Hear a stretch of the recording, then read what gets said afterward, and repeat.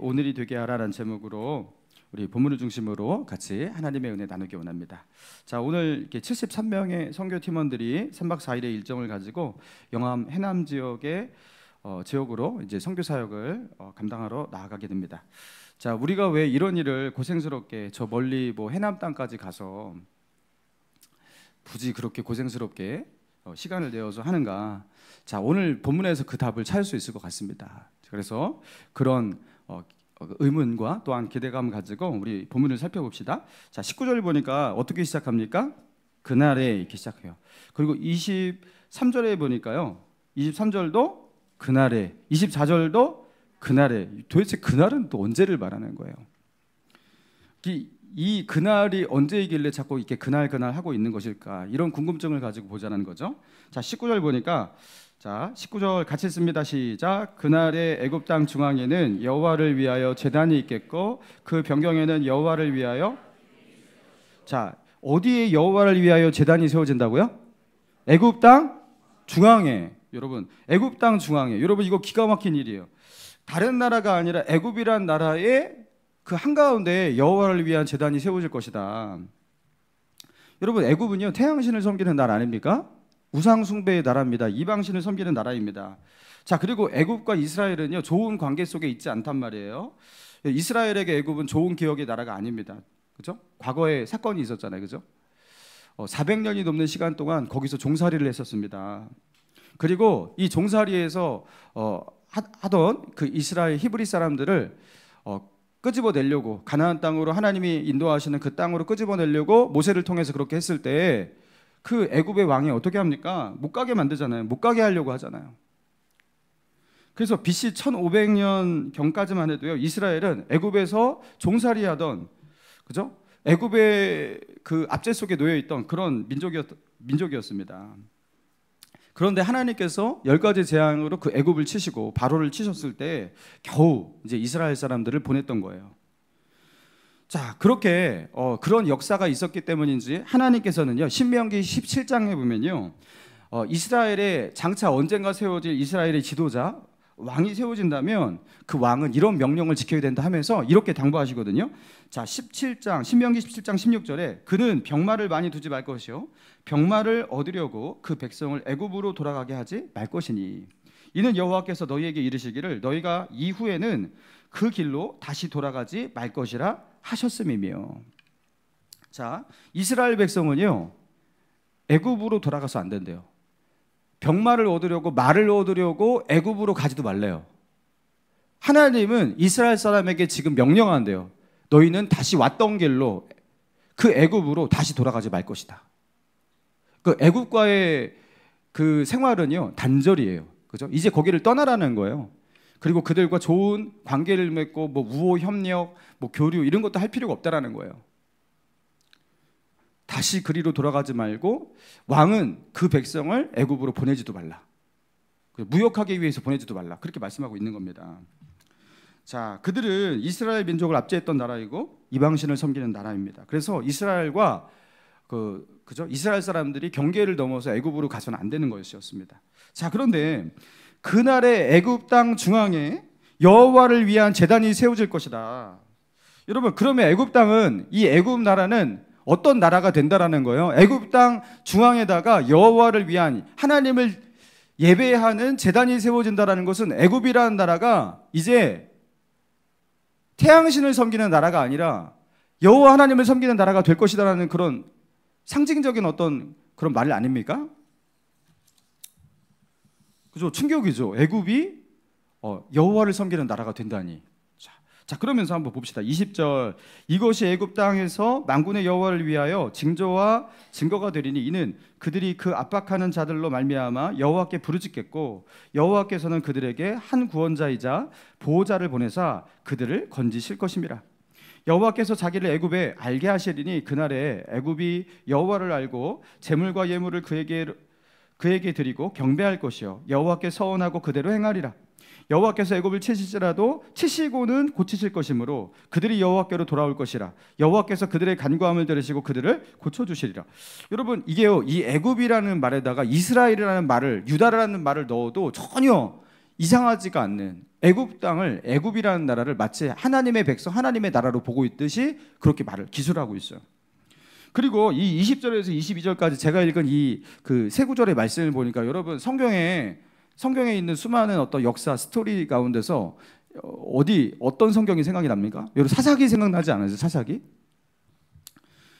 그들이 22절에 보니까 애굽을 치실지라도 치시고는 고치실 것이다. 그들이 여호와께로 돌아올 것이다. 그의 간구함을 듣고 그들을 고쳐 주실 것이다. 그리고 20절에도 그죠? 끝에 보니까 그들이 그 압박하는 자들로 말미암아 여호와께 부르짖을 것이다. 여호와께서 그들에게 한 구원자를 보내셔서 그들을 건지실 것이다.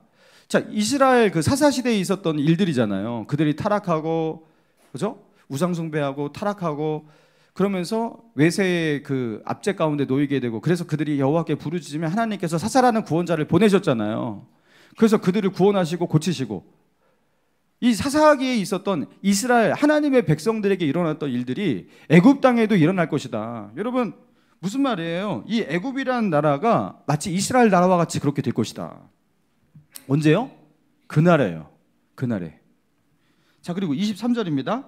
자, 23절 같이 읽습니다. 시작. 그날에 애굽에서 아수르로 통하는 대로가 있어 아수르로 갈 것이며 애굽 사람이 아수르 사람과 함께. 자, 이제는 아수르까지 나오네요.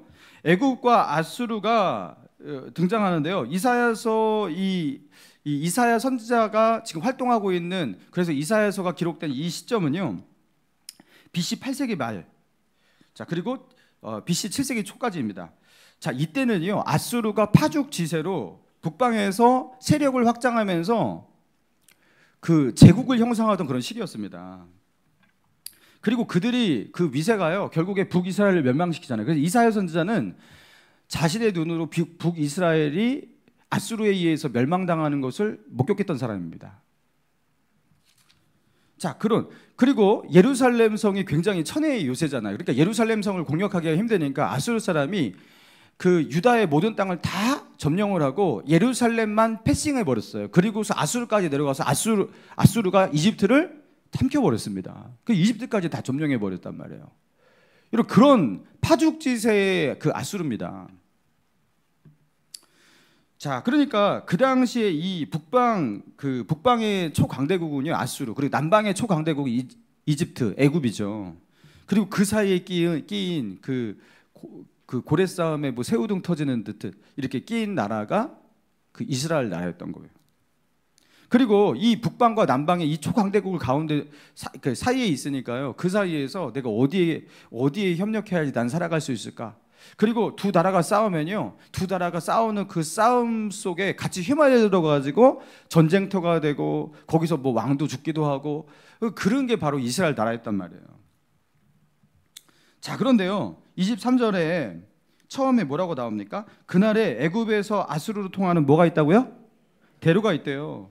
여러분 대로가 있다. 여러분 대로가 있다라는 것은 성경에서 굉장히 어떤 특정한 의미를 내포하고 있는 상징적인 말이에요. 시온에 대로가 있다. 여러분 이런 표현이 굉장히 많죠. 뭐 시편에 보니까 그 마음에 시온에 대로가 있는 사람. 여러분 이 대로가 있다라는 이 표현은 무슨 뜻입니까? 그러니까 그 마음에 시온에 대로가 있는 자는 복이 있나니 뭐 이런 식으로. 자, 시온에 대로가 있다라는 것은 시온에 하나님을 예배하는 시온은 하나님을 예배하는 예배의 그 성전이 있는 곳이란 말이에요.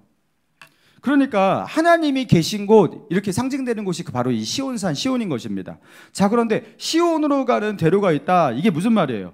하나님을 향해서 나아가는데 거침이 없다. 그죠? 하나님과 좋은 관계 속에 있다. 하나님께서 그를 받아주신다. 하나님께서 그와 통하고 있다. 이런 뜻인 거예요. 하나님과 좋은 관계, 영적인 축복 가운데 있는 사람, 그죠? 하나님과 아주 좋은 관계 가운데 있을 때 그것을 시온의 대로가 있다. 이렇게 표현하고 있는 거예요. 자, 그러면 애굽과 아수르로 통하는 대로가 있다. 이건 무슨 뜻이겠어요? 애굽과 아수르가 반목하고 싸우고 전쟁하고 갈등하는 그런 사이가 아니라 어떤 소리예요? 서로 화해하고 협력하고 우호하고 좋은 관계 가운데 놓여있는 아수르와 애굽을 말하고 있는 거예요.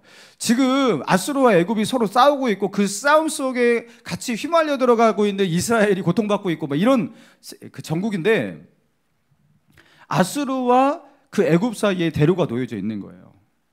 서로 좋은 관계 속에 있는 거예요. 전쟁에 그치고. 자, 그러면서 23절 마지막을 봅시다. 애굽 사람이 아수르 사람과 함께 무엇하리라?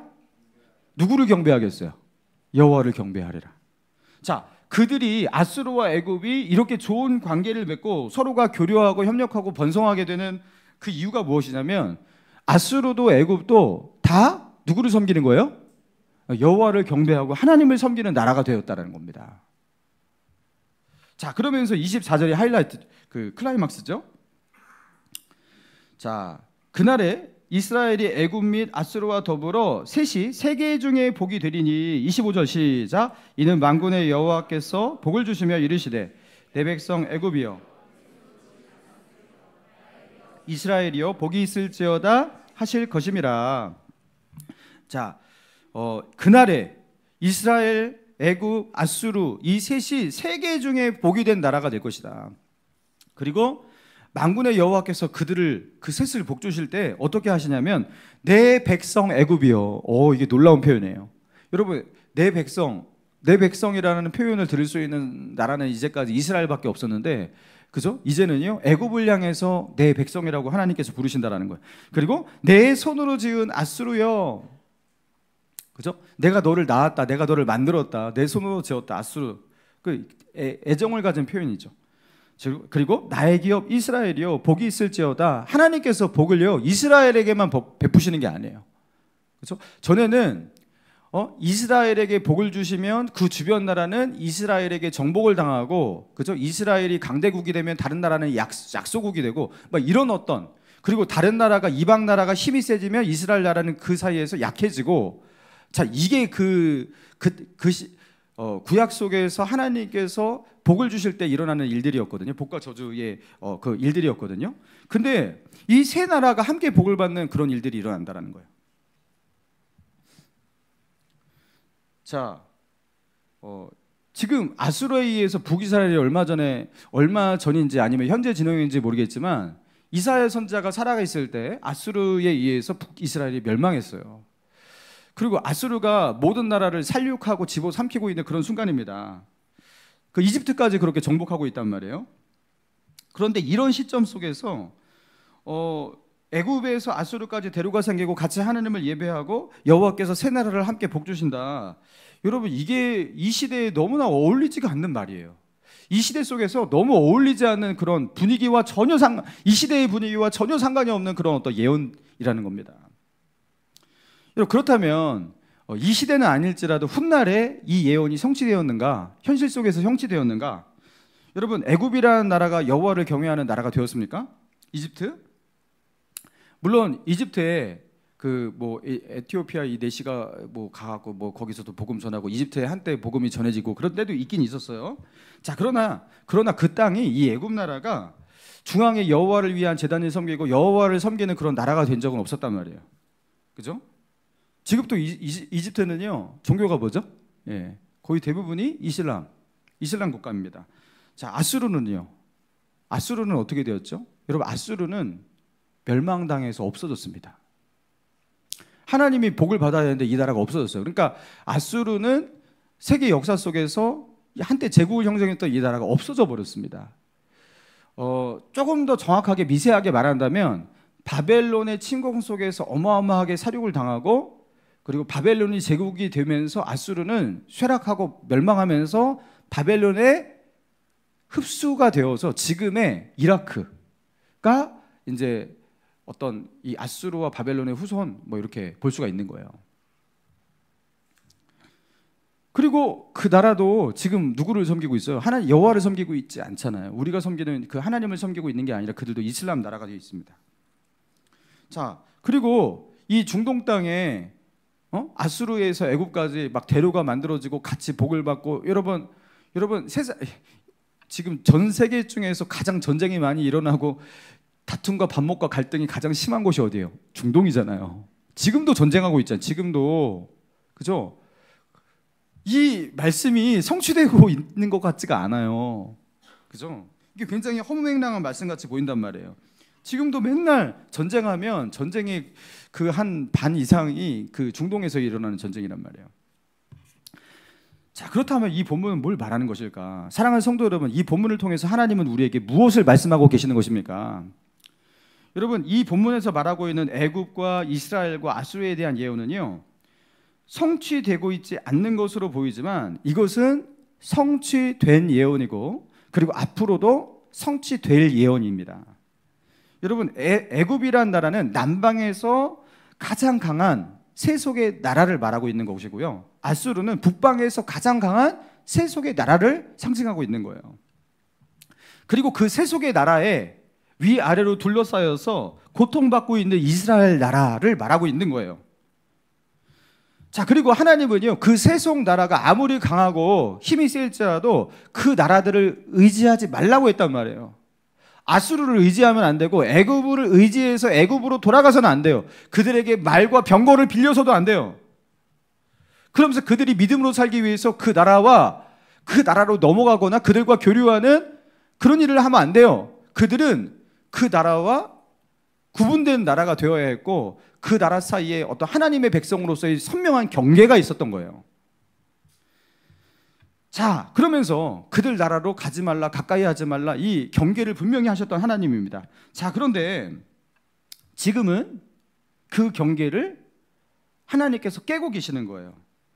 이스라엘은 하나님의 백성들은 이 세속 나라로 나아가야 해요. 그리고 그 나라 안으로 들어가야 돼요. 그리고 그 세속 국가, 그 우상숭배의 도시, 그 민족에게로 들어가야 하는 그런 시대가 도래했어요. 어떻게 해서요? 예수 그리스도의 십자가 복음이 그 시대부터, 그 복음이 전파되는 시대부터 그렇게 된 겁니다. 자, 우리가 잘 알고 있는 마태복음 28장 18절 이하의 말씀. 예수께서 나와 말씀하여 이르시되 하늘과 땅의 모든 권세를 내게 주셨으니 그러므로 너희는 가서 모든 민족을 제자로 삼아 아버지와 아들과 성령의 이름으로 세례를 베풀고 내가 너희에게 분부한 모든 것을 가르쳐 지키게 하라. 볼지어다 내가 세상 끝날까지 너희와 항상 함께 있으리라 하시니라. 자, 예수님께서 이 땅에서의 모든 사역을 마치고 십자가에 죽으시고 부활하신 뒤에 승천하시기 전에 마지막으로 주신 지상 명령이잖아요. 자, 하늘과 땅의 모든 권세를 내게 주셨으니 그러므로 너희는 가라. 어디로 가라? 어디로 가라? 모든 민족에게로 가라 그랬어요. 모든 민족에게로. 자, 이스라엘 밖에 있는 모든 민족, 모든 이방 나라, 그 아스르와 애굽을 말하는 겁니다. 그 세속 국가에게로 돌아가지 말라. 그들에게로 나아가지 말라. 그들과 교류하지 말라. 그렇게 했던 그 성경, 그 하나님의 명령이 있었는데, 이제는요, 예수 그리스도의 십자가 복음이 우리에게, 그죠? 선포된 이후에 여러분, 이제는요, 어떻게 바뀐 거예요? 모든 민족에게로 가라. 이 복음 들고 너희는 가라. 그렇게 예수님께서 명령하고 계시다는 겁니다.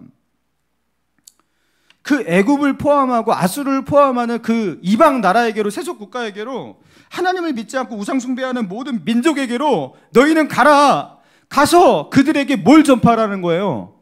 하나님과 아들과 성령의 이름으로 그들에게 세례를 주라. 이게 뭐예요? 예수 그리스도를 믿게 하라는 거잖아요. 그들에게 예수 그리스도의 십자가 복음을 증거하고 그들로 하여금 예수를 믿게 만들고, 그리고 그들에게 하나님의 법도를 가르치고 그들이 하나님을 경외하는 나라가 되게 하라. 그래서 애굽 땅 중앙에 여호와를 섬기는 제단이 있게 만들라는 거예요. 여러분, 거기 가서 무슨 꼴을 당하려고요? 거기서 어떤 핍박이 있는데요? 그죠?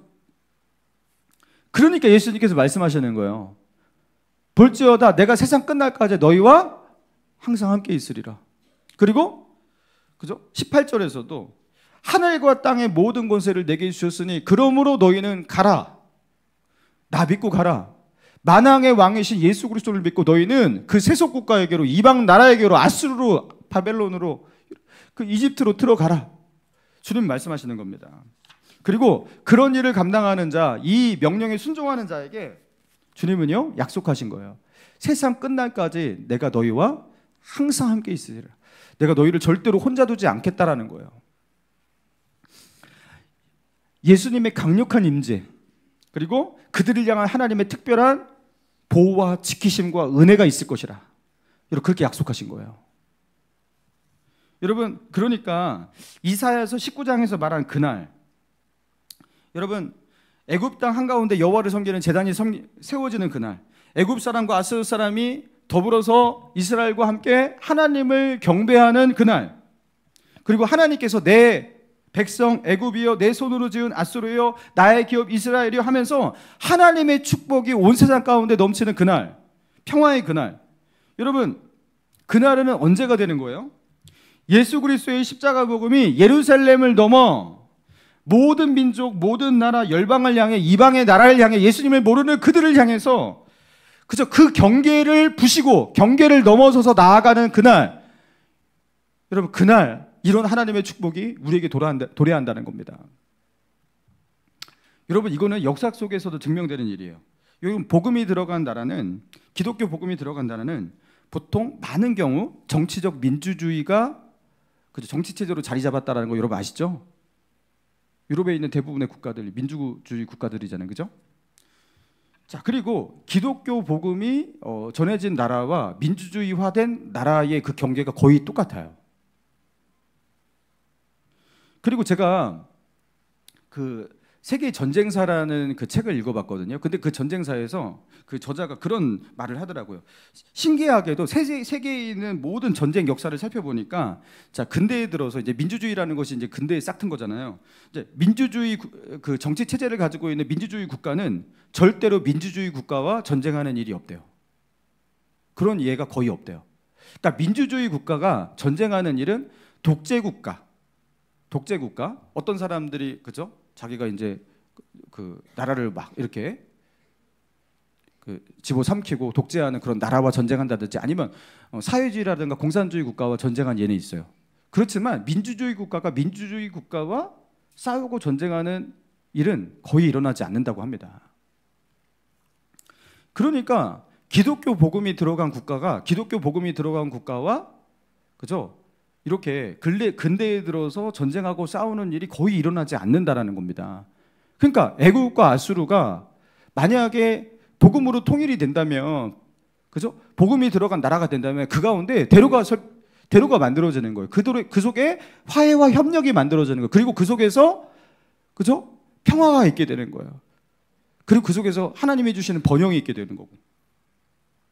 여러분, 그러면서 애국과 아수르의 대로가 만들어지고 화해와 협력과 교류와 번성과 여러분 이런 평화가 있다라는 거, 이게 역사 속에서 증명되었어요.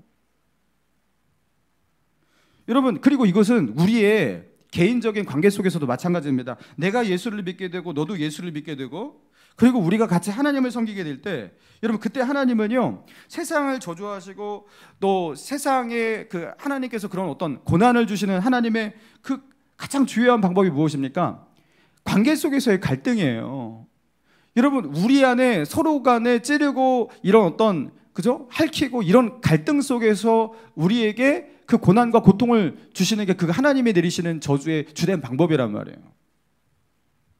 여러분, 그런데 하나님이 축복하실 때는 어떻게 되는 거예요? 전쟁이 그치고 그죠? 갈등이 끝나고 평화와 행복이 찾아오게 되는 겁니다. 자, 그래서 이사야 19장에서 말하는 그 놀라운 그 그날, 축복의 그날, 여러분 그날은 언제를 말하는 거예요? 우리가 복음을 들고 나와 너의 경계를 넘어, 이 민족과 저 민족의 경계를 넘어, 이 나라와 저 나라의 경계를 넘어 여러분 복음 들고 나아가서 그들에게 복음을 전할 때, 여러분 그때가 바로 그날이 되는 겁니다. 할렐루야.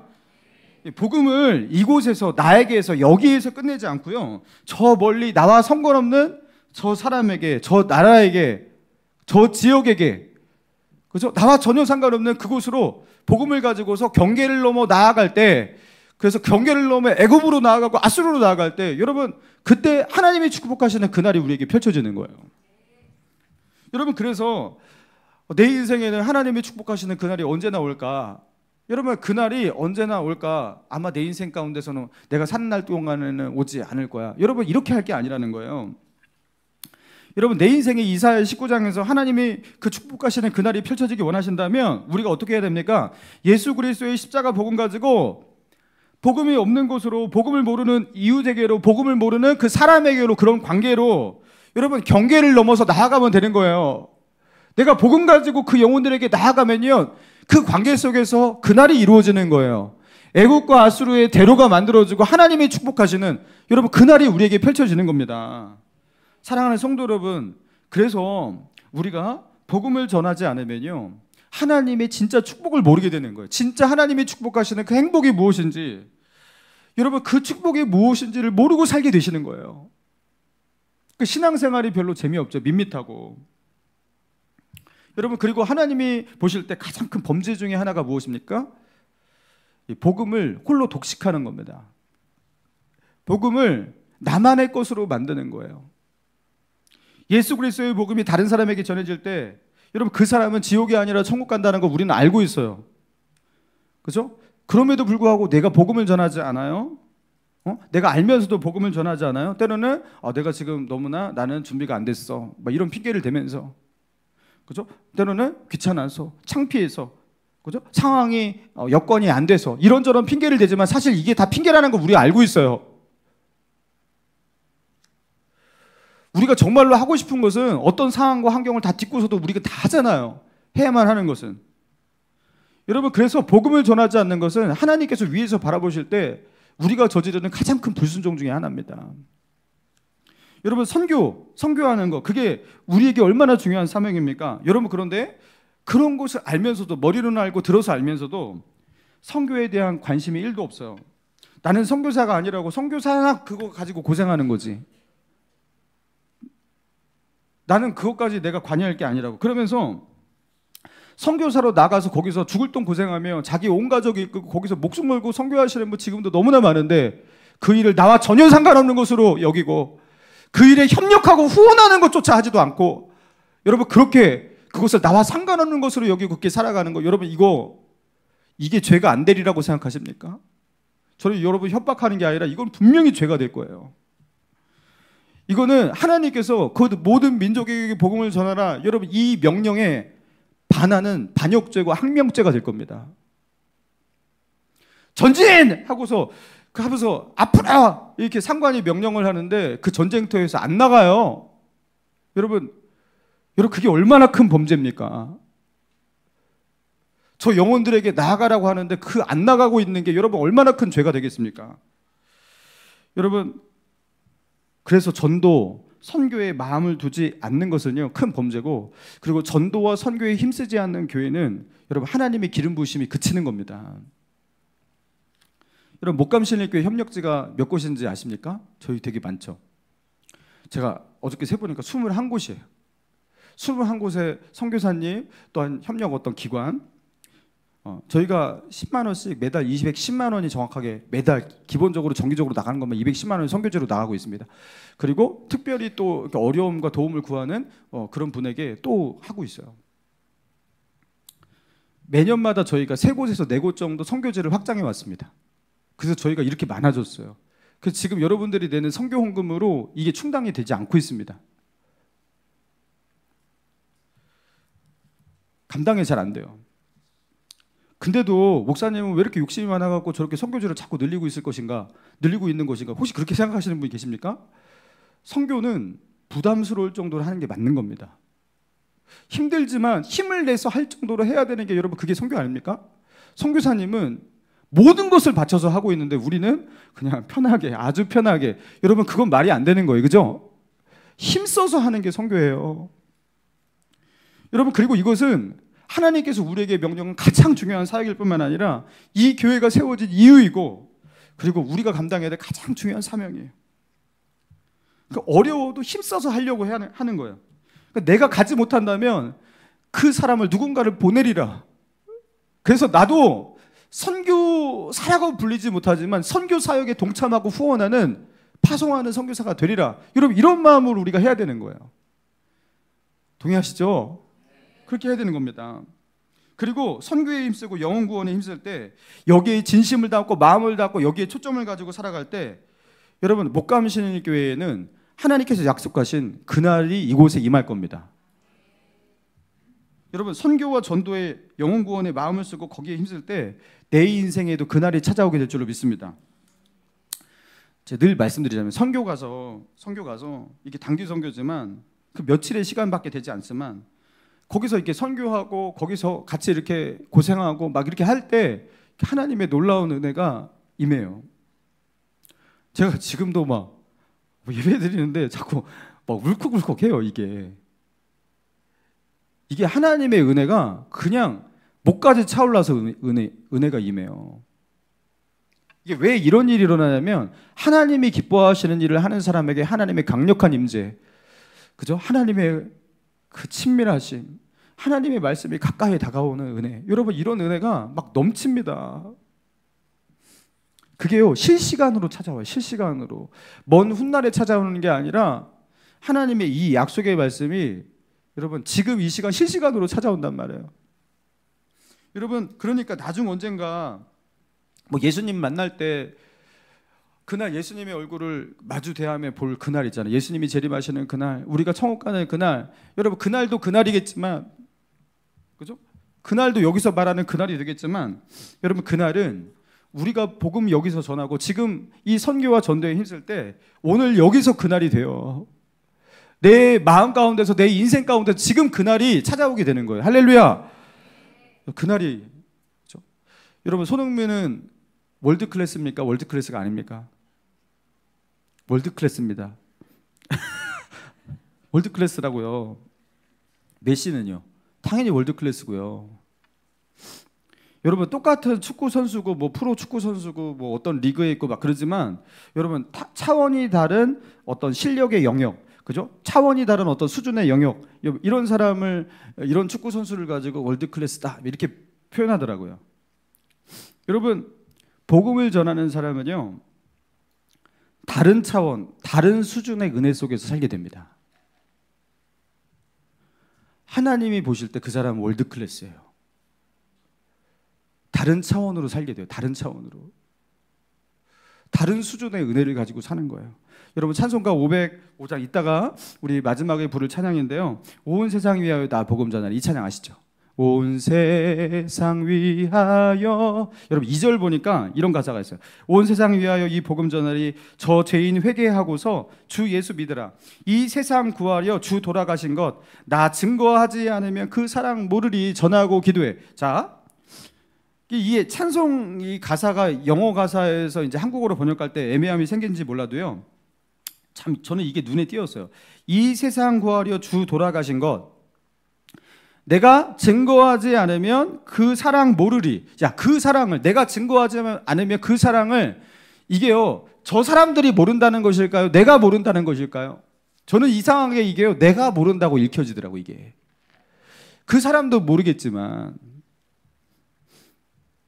여러분, 우리가 예수의 복음을 증거하지 않으면요, 내가 그 사랑을요 모르게 된다라는 거예요. 근데 내가 그 복음을 전하잖아요. 내가 그 사랑을 알게 되는 거예요. 여러분, 그래서 복음을 전하면 구원의 감격이 생기고, 복음을 전하면 복음이 무엇인지를 더 선명하게 알게 됩니다. 복음을 전하면 예수님의 십자가 사랑이 무엇인지 알아갖고 복음 전하다가 본인이 울어요. 주님, 나를 구원해 주셔서 감사합니다. 이게 얼마나 큰 사랑인지를 제가 이제 깨닫게 됩니다. 하면서 복음을 전하다가 이 십자가 사랑이 알게 되고 깨닫게 되는 거예요. 나를 구원하러 오신 예수님이 이제 선명하게 보이게 되는 거예요. 그분을 향한 사랑과 기대감이 내 마음 가운데 넘치게 되는 거예요. 사랑하는 성도 여러분, 자기 문제에 함몰당해서 내 인생 걱정, 그죠? 내 앞에 있는 어떤 문제, 뭐 염려, 이것부터 해결해야 되고 저거 문제도 있고. 여러분, 이 사람은요 평생 동안 자기 문제에 갇혀서 일종의 나르시시즘입니다. 자기만 보다가 자기 얼굴만 보고 자기 걱정만 하다가, 여러분, 그렇게 평생 살다가 그리고 그 문제도 결국에 해결도 못해요. 결국에 그 불안과 두려움 속에, 염려 속에 살다가 그렇게 죽는 겁니다.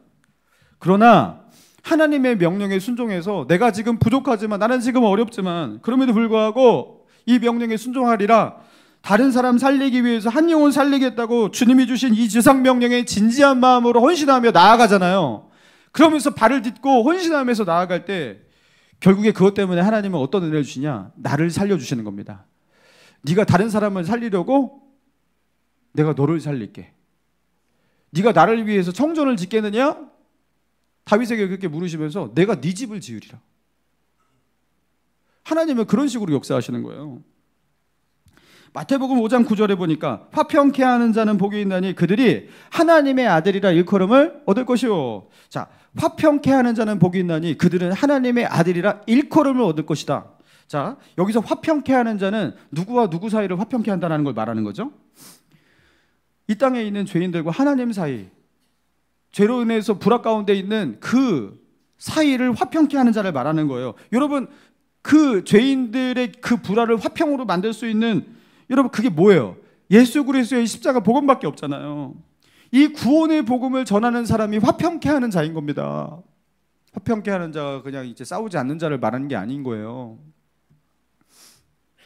여러분, 그런 화평케 하는 자, 이 땅에 있는 이 사람을 하나님과 화평케 하기 위해서 그 화평의 복음을 전하려고 하는 자, 그들에게 하나님께서 뭐라고 하신다고요? 그들이 하나님의 아들이라 일컬음을 얻을 것이다.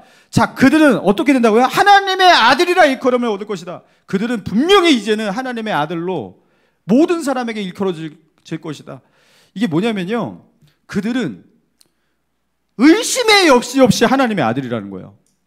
그들은 그 어떤 의심의 여지 없이 하나님의 딸이고 하나님의 자녀가 확실하다라는 거예요. 하나님께서 케이스 마크 딱 인장 찍어주신다라는 거예요.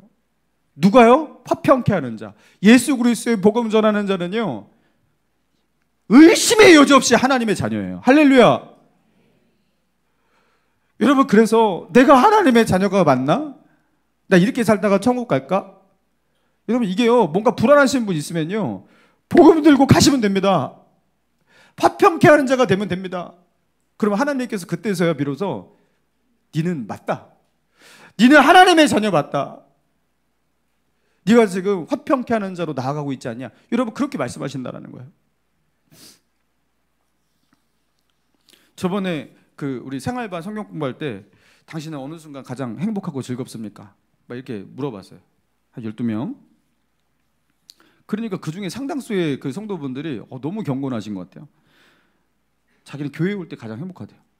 대부분의 분들이 이렇게 말해요. 교회에 올 때, 교회에서 예배 드릴 때, 목사 앞에서 지금 이렇게 거짓말을 하는 건지 모르겠지만, 근데 눈을 보니까 거짓말은 아닌 것 같아요. 교회에 올 때 가장 행복하고 성도들과 함께 같이 말씀 나누고 그 은혜 나누고 그때 자기는 가장 행복하다. 대부분이 이렇게 말을 하더라고요. 아니, 목감신의 교회가 이렇게 행복한 곳인지 그죠? 저는 하나님의 약속의 말씀이, 그죠? 애굽에서 아수르로 통하는 대류가 있을 것이고 이 셋이 세계 중에서 복이 있다 하실 것이고 하나님께서 너는 내 아들이라 내 백성이라 내 손으로 지은 자라, 그 하나님의 이 복을 주시는 이 축복의 은혜, 이 그날이 지금 우리에게 임한 거라고 저는 믿어요. 할렐루야. 하나님의 복음 전하고 예수님의 복음 전하고, 여러분, 이 영혼 구원을 위해 살아가는 그 공동체에 하나님께서 그날을 현재형으로 우리에게 주시고 계시는 거예요. 그렇지 않습니까? 그래서 기쁘고 그래서 즐겁고 그래서 행복한 거예요. 우리끼리 그냥 사이가 좋아서 그런 게 아니라고요. 사랑하는 성도 여러분, 그날이 오늘이 되게 하시기 바랍니다. 그날이 미래의 언젠가가 되게 하지 마시고 그날이 지금 이 날이 되게 하시기 바랍니다.